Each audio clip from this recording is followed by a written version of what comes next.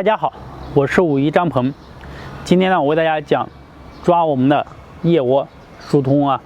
腋窝的很多人呢，腋窝是堵的，而且呢，在你腋窝往下这两侧呢，都是有很多的赘肉的。我们讲究那个通的不通嘛。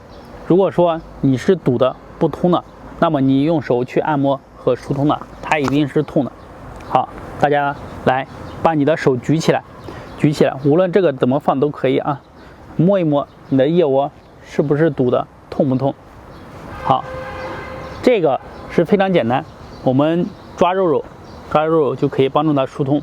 首先把手，然后来进行先抓一抓，好，抓一抓，捏一捏，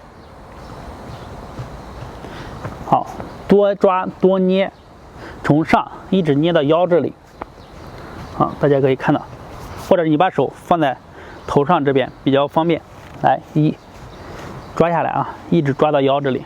好，我这样一抓一松，一抓一松啊，这是我们的手势。好，抓松，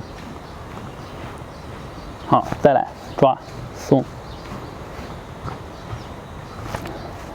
一抓一松。好，抓完了以后呢，再给它推一推，拍一拍也行。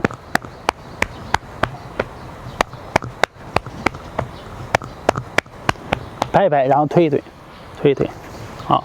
如果说你这个地方是堵的，或者是赘肉比较多的，尤其是有副乳的，你一般做这个动作，做个1周以上，你就能感受到它明显的你的松的肉会变紧，堵的肉呢会疏通开。好，另外一侧也是，把手拿过来捏着耳尖啊。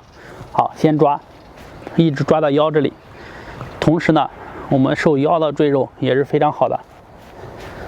当然了，你要是想身体的赘肉呢都减下去，然后身材变得好，或者是减肥成功，可以下面评论留言和我说，我可以帮你出主意。好，做完了拍一拍。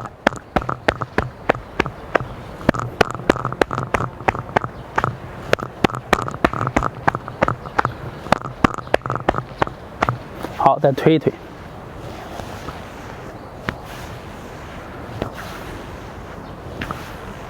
好，这两边动作就这样去做，做完了以后呢，你能感受到身体呢会很轻松的。坚持1周啊，效果是非常好的。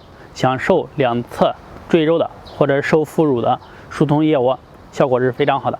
今天呢，我们就讲到这里。大家如果有什么问题，或者是你想减肥瘦身的，可以在下方评论留言和我进行交流。